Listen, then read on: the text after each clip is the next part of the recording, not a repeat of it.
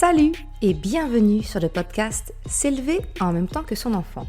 Je suis Maude, coach certifié chez Mercredi, mais surtout maman de 3 enfants.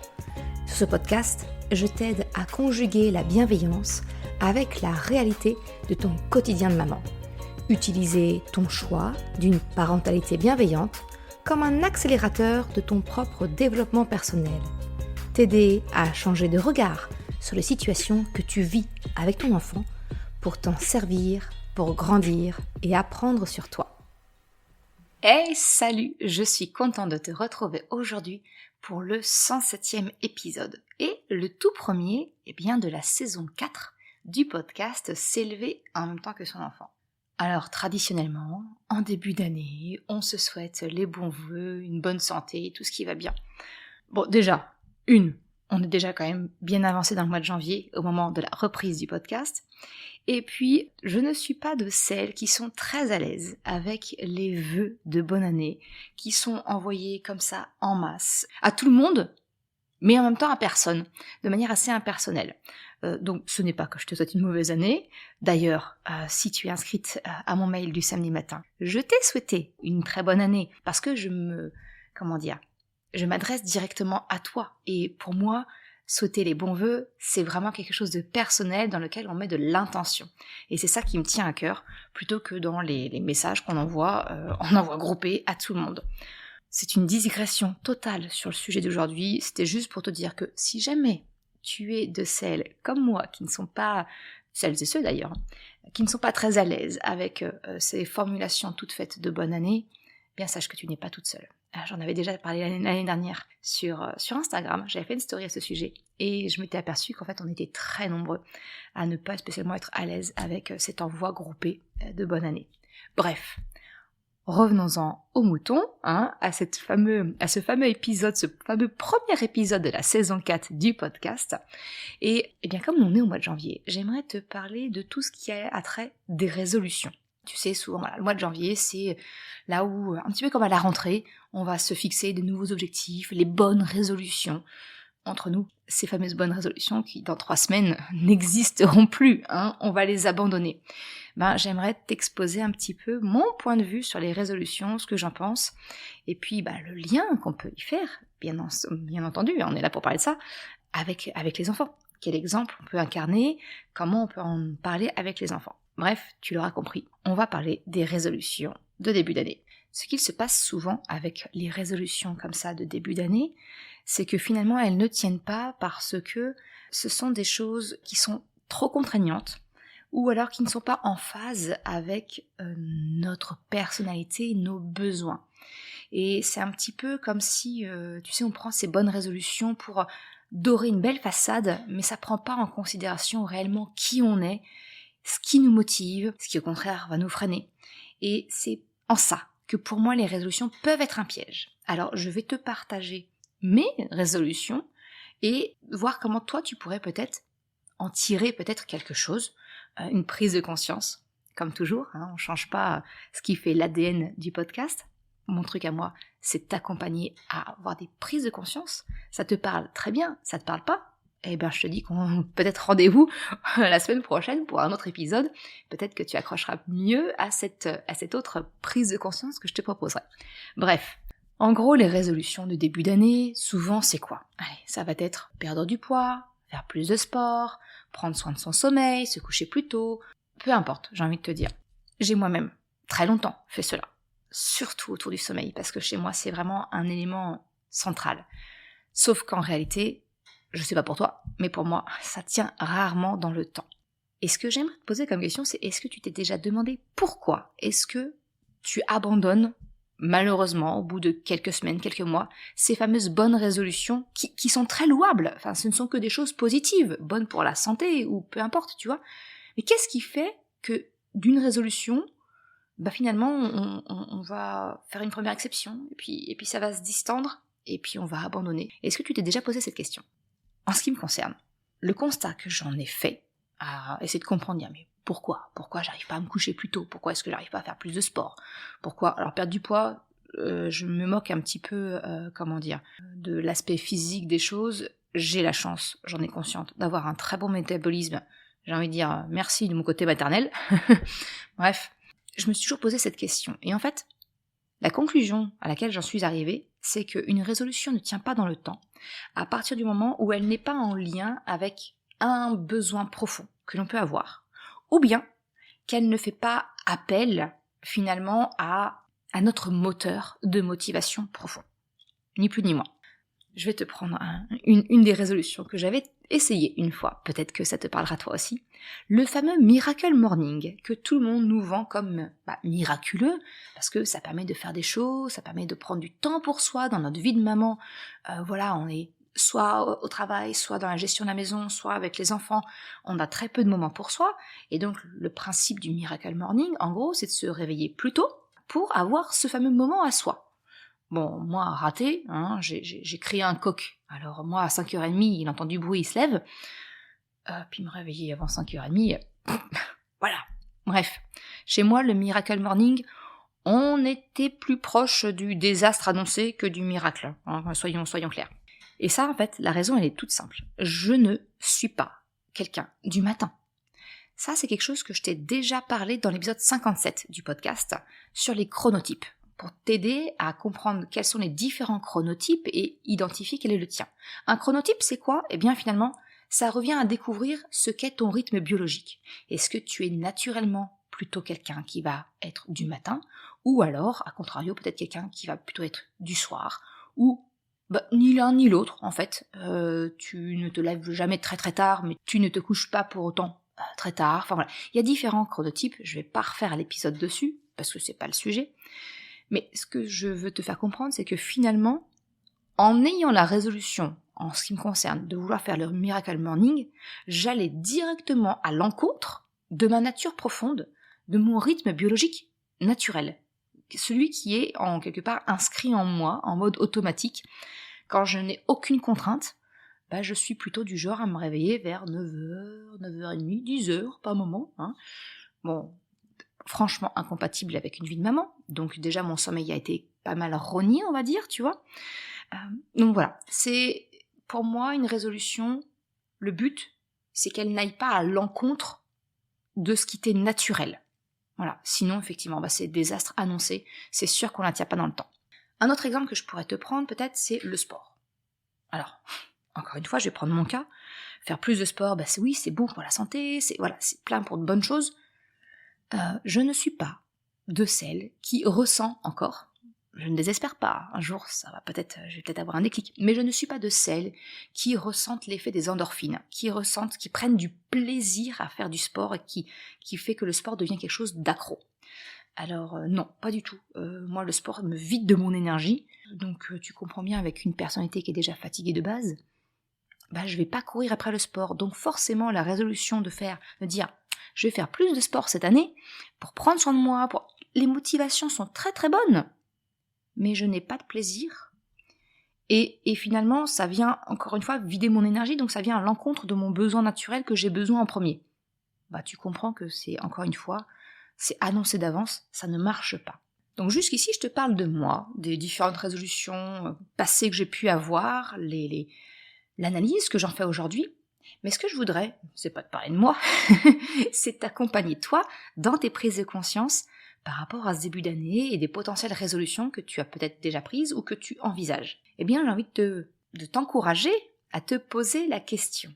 Dans la résolution qui t'attire, que tu as mise en place ou que tu aimerais suivre, pourquoi ? Pourquoi est-ce que tu as choisi cette résolution-là ? Est-ce que la résolution, finalement, que tu as choisie, vient activer ton moteur de motivation interne ?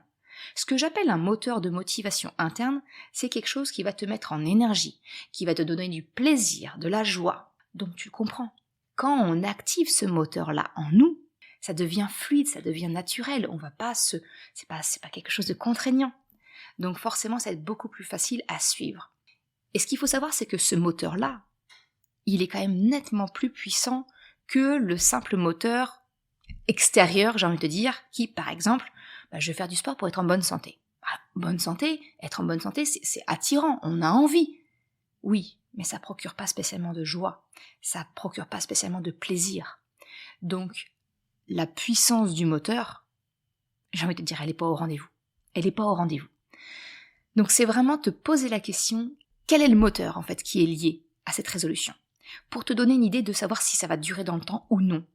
Et peut-être changer ton fusil d'épaule. Peut-être essayer de te concentrer sur qu'est-ce qui te met en joie, qu'est-ce qui te donne envie, qui te fait plaisir, pour vraiment créer une routine de quelque chose qui va vraiment t'apporter et que tu vas pouvoir durer dans le temps. Je vais vraiment insister dessus, mais le moteur de la motivation interne, c'est le plus puissant parce qu'il est lié aux émotions. Et tu sais à quel point les émotions, moi je trouve que c'est central. Les émotions, c'est le sel de la vie. On en vit, même si on n'a pas envie d'en vivre. C'est quelque chose, c'est partie intégrante de notre quotidien, de notre vie. C'est ce qui vient donner du relief, avec ses hauts, mais également ses bas. Et c'est pas grave, parce que même dans les bas, on apprend des choses. Et ça, c'est central pour moi. Si on comprend pas les bas du pourquoi, du comment, on est amené à répéter les mêmes schémas, les mêmes choses, jusqu'à ce qu'on finisse par retenir la leçon. Je vais pas rentrer là-dedans, ça c'est tout le cœur de ma formation sur les émotions.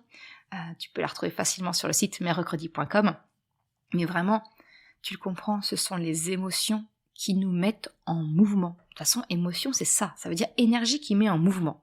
Donc si on active l'énergie positive liée aux émotions positives, bingo, ta résolution, elle va tenir et tu vas pouvoir vraiment rentrer dans une routine bénéfique pour toi. Et ça, franchement, ça n'a rien à voir entre le fait d'être en bonne santé ou de rentrer hypothétiquement dans une taille qu'on considère comme correcte, comme un point correct ou peu importe, tu vois. Ça n'a rien de puissant comme moteur de motivation. Donc vraiment, j'aimerais t'interroger. Quel est ton moteur de motivation par rapport à la résolution que tu souhaites cette année?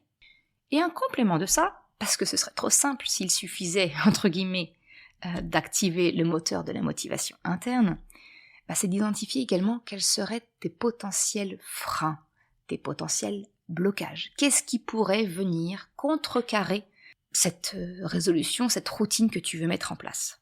Qu'est-ce qui pourrait venir la bloquer? Je vais te prendre encore une fois un exemple que je connais parfaitement, parce que c'est ma résolution depuis des années, que je ne parviens pas complètement à honorer, mais j'ai envie de te dire que d'année en année, je parviens à améliorer. C'est mieux par rapport à d'autres, vraiment dans le passé, ça n'a rien à voir, mais je compte bien encore continuer d'améliorer ça. Tu le comprends, moi c'est lié au sommeil.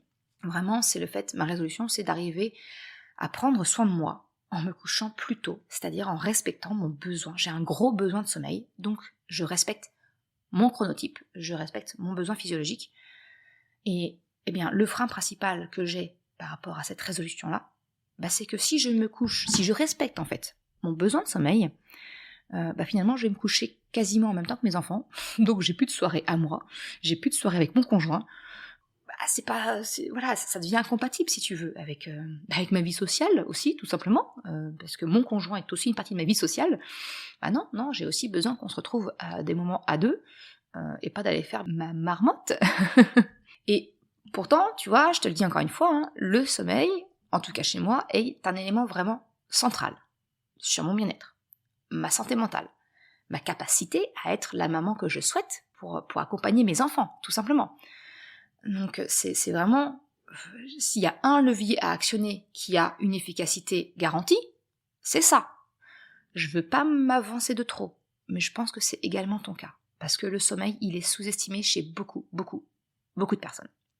Et souvent, ce qui revient comme motif, comme moi, c'est dire, mais oui, mais après, j'ai plus de soirée, j'ai plus de moments à moi, on n'a plus de moments à deux, potentiellement, comment on fait? Et comment on fait? Typiquement, la soirée classique de monsieur et madame tout le monde, j'ai envie de te dire, c'est effectivement se retrouver sur le canapé. Alors, certains vont faire des jeux de société, lire, discuter. Soyons clairs, j'aime bien ça aussi, bien évidemment, mais la grande majorité du temps, on se retrouve tous les deux devant un écran. Que ce soit pour une série, la télé, un film, faut pas... parfaitement imparfaite, je vais pas te vendre la vie idéale, non, je passe mes soirées à lire au coin du feu ou à faire des jeux de société avec mon mari, j'adorerais, on en fait de temps en temps, mais c'est clairement pas quelque chose de quotidien. Le quotidien, c'est plutôt effectivement l'écran qui vient nous partager un moment tous les deux ensemble. Le fait est que les programmes télé commencent de plus en plus tard. C'est juste, j'ai envie de te dire, je me demande des fois si la société ne veut pas absolument que nous, citoyens lambda, on soit fatigués pour pas trop penser, pour un peu plus nous lobotomiser. Mais bon, ça c'est, voilà, on le met de côté. Mais voilà, une chose est sûre, c'est que les programmes télé commencent très très tard. La VOD, la vidéo à la demande, ça a permis de gagner une certaine distance par rapport à la télé, avec les replays ou autres, ce genre de choses, ce que j'utilise aussi. Le problème est, je sais pas toi, mais c'est que nous, on décide toujours du programme de ce qu'on va regarder au moment où on doit commencer à regarder. C'est-à-dire qu'on va passer peut-être une demi-heure à se dire, est-ce qu'on fait un replay, est-ce qu'on fait une série, est-ce qu'on fait un film, on fait quoi? En gros, on commence en même temps que la télé, ni plus ni moins. Donc bénéfice 0 sur la soirée. Donc c'est retour à la case départ. Alors cette année, je me suis dit qu'on allait un peu perfectionner notre mode de fonctionnement. Déjà, la première chose, c'est que mon mari, moi, est régulièrement en déplacement. Donc c'est de me dire, mais les soirs où il n'est pas là, je vais me coucher. Je couche mes enfants, je termine ce que j'ai à faire à la maison, et je monte me coucher. Lui, c'est quelque chose que déjà, il fait naturellement, parce que il est fatigué avec son déplacement, donc il se couche tôt. Donc vraiment, on garde ces soirées-là pour pouvoir se reposer. D'une manière individuelle, parce que de toute façon, on n'est pas ensemble. La deuxième chose, c'est de me dire, on arrête de décider du programme de la soirée au moment où commence la soirée. Ni plus ni moins. On va décider en amont, peut-être au cours de la journée, ou pendant le repas, dire, qu'est-ce qu'on fait ce soir? Est-ce que tu veux jouer? Est-ce que tu veux lire? Parce que mon mari, effectivement, aime les jeux vidéo. Donc voilà, est-ce que tu veux jouer toi? Est-ce que moi je vais lire? Est-ce qu'on fait un jeu ensemble? Est-ce que tu as vu une série qui t'intéresse? On décide, mais pas à 21h quand on va commencer notre soirée. C'est trop tard, en fait. Ça nous permet de commencer plus tôt, justement, et puis de pouvoir, potentiellement, si le film n'est pas trop long, ne pas se coucher trop tard. Et dans la continuité, j'ai envie de te dire, la troisième résolution, c'est de se dire quand les films sont trop longs, au-delà d'1h30, on coupe en 2. Et puis on continue le replay le lendemain, ça nous fait 2 soirées, nickel, et comme ça nous permet de pas nous coucher trop tard. Je suis très, très accro aux écrans, je vais avoir du mal à couper le film, c'est vraiment quelque chose que je n'arrive pas à faire naturellement, mon conjoint un peu plus facilement, donc je me dis que peut-être juste mettre un minuteur, ou mettre une alarme sur mon téléphone, dire voilà, au bout de 50 minutes, pof, on coupe quoi qu'il arrive, et puis on regardera la suite demain. Donc voilà, c'est un petit peu tout ce qu'on a mis en place, avec le fait effectivement que nos soirées commencent au plus tard, à 21h. Et ça, mes enfants le savent. Le processus du coucher, il est bien rodé, je t'en ai déjà parlé dans l'épisode 43, il me semble, du podcast, où ils savent qu'en gros, s'ils perdent du temps, ils perdent le temps avec lequel on peut être avec eux, parce qu'ils savent qu'on a aussi des besoins de se retrouver, nous, tous les deux, ou quelquefois juste sans enfants, et que notre soirée commence au plus tard, à 21h. Et c'est quelque chose qu'ils ont relativement bien intégré. Ça, encore une fois, je l'explique vraiment plus en détail dans le fameux épisode dont tu auras le lien en description du podcast, comme d'habitude. Donc tu le comprends, pour cette histoire de sommeil, finalement, je reprends la main sur les soirées. J'arrête de subir le programme télé, la longueur des films, peu importe. En fait, l'idée, c'est de partir du besoin premier, et d'adapter autour. Le besoin premier, c'est le sommeil. En tout cas, pour moi, tu vois, dans l'exemple que je te prends, ça part du sommeil, ce n'est plus mes soirées qui vont demander à mon sommeil de s'adapter, mais c'est plutôt mon sommeil qui est replacé en mode central, ma résolution centrale, c'est le sommeil, et c'est mes soirées qui vont s'adapter au contour de ce besoin-là.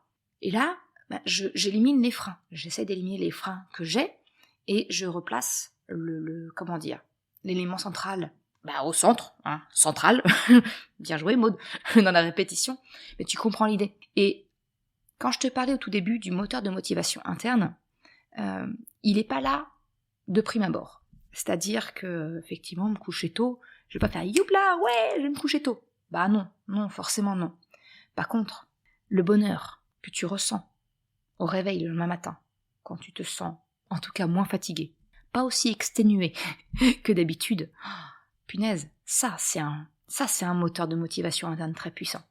Parce que tu ressens une forme de bien-être de dire, ok, au-delà de se dire je suis reposé, ce qui est clairement, soyons honnêtes, ce qui est difficile à ressentir de nouveau quand on est parent, mais en tout cas cette sensation de se dire je ne suis pas aussi exténué que je me sens habituellement au réveil, punaise, c'est un réel bonheur, c'est un réel plaisir, et tu vois, je t'en parle comme ça, je l'ai ressenti dernièrement, je veux le cultiver, je veux le ressentir de nouveau, je vais avoir du mal à m'en passer, et là, on active le moteur de la motivation interne. Voilà ce que je voulais te partager. Alors j'ai beaucoup parlé de mes motivations à moi, de mes résolutions, mais c'était pour vraiment prendre des cas concrets, que ça ne soit pas juste de la théorie jolie que je te balance comme ça dans les oreilles, mais vraiment de te partager quelque chose sur lequel tu peux essayer de t'appuyer pour essayer de voir tes résolutions à toi et comment faire en sorte que tu puisses les tenir en activant ton moteur de motivation interne et en regardant un petit peu quels pourraient être les freins et comment faire finalement pour adapter les contraintes extérieures à ton besoin premier. Tu le vois, c'est ni plus ni moins, encore une fois, qu'un compromis qu'il faut faire. Mais le compromis, c'est pas en rognant sur ton besoin. Si on place le besoin central, parce que là, c'est la résolution finalement, c'est toi avec toi, d'accord ? C'est pas toi avec quelqu'un d'autre, ou en quel cas, effectivement, on va vraiment trouver un compromis entre les besoins de chacun. L'avantage de tout ça, et je vais raccrocher un petit peu là avec la parentalité, parce que tu dois te dire, Maud, ok, c'est sympa les résolutions, mais c'est quoi le lien avec les enfants ? En fait, c'est d'incarner ce que tu veux, ce que tu souhaites que tes enfants fassent, c'est de l'incarner devant eux. Et là, je montre à mes enfants, je leur transmets quelque part cette habitude de ne pas prendre des résolutions pour prendre des résolutions. Moi, mon grand, il a 10 ans, il m'a dit, maman, cette année, je vais faire une résolution. Bon, sa résolution, c'était de se laver les dents 2 fois par jour et de se laver les oreilles. Bon, on a chacun les résolutions qu'on souhaite, hein. Mais c'est parce qu'il y a quelque chose sur lequel on le challenge beaucoup. Et je lui dis, non, mais ça, c'est pas censé être une résolution, faut pas prendre quelque chose comme une contrainte. Par contre, tu peux décider d'en faire un jeu, tu vois. Donc, je leur ai expliqué, moi, quelles étaient mes résolutions, comment les mettre en place. Donc, j'incarne, finalement, ce que je demande à mes enfants. Et leur transmettre cette habitude de ne pas prendre des résolutions pour se contraindre à quelque chose, mais plutôt pour s'interroger qu'est-ce qui me convient le mieux, de quoi j'ai besoin pour le mettre en place et pour que ça tienne dans le temps. C'est ça, en fait, finalement. J'ai envie de te dire que c'est presque du coaching. Ça revient un petit peu à ce qu'on peut faire quand on est en accompagnement personnalisé, toi et moi, c'est identifier quels sont les moteurs de motivation, identifier quels sont les freins potentiels et voir qu'est-ce qu'on peut mettre en place en face pour soulever les freins et appuyer sur l'accélérateur du moteur de motivation. C'est ça. Et pour terminer l'épisode d'aujourd'hui, l'autre point que je voulais t'expliquer, c'est tu m'as entendu parler du moteur de la motivation interne. Tu t'es peut-être demandé, mais c'est quoi ce truc ? Voilà. Si c'est quelque chose qui t'intéresse, sache que en fait, c'est l'élément central d'un des modules de la formation S'élever en même temps que son enfant. En fait, c'est le pilier central pour actionner la coopération naturelle de ton enfant. C'est de trouver le moteur de la motivation interne de ton enfant. Et ça, c'est quelque chose que je t'apprends à faire dans la formation. Je t'apprends à identifier également quels sont les moteurs de la motivation externe pour t'en détacher un petit peu plus et aller plus loin dans les moteurs de la motivation interne. Si c'est quelque chose qui peut t'intéresser, tu peux t'inscrire sur merrecredi.com/formation au singulier pour être informé de l'ouverture des inscriptions de la formation. Voilà pour l'épisode, le premier épisode de cette saison 4. J'espère que ça t'aura donné quelques pistes de réflexion. Je te souhaite une excellente semaine et je te dis à la semaine prochaine.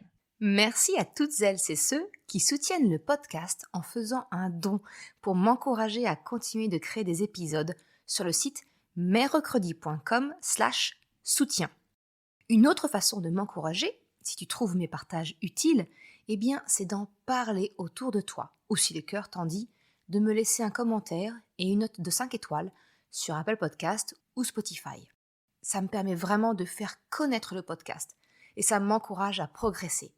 Un grand merci à celles et ceux qui prennent le temps de le faire ou de m'envoyer un message privé si leur plateforme d'écoute ne le permet pas.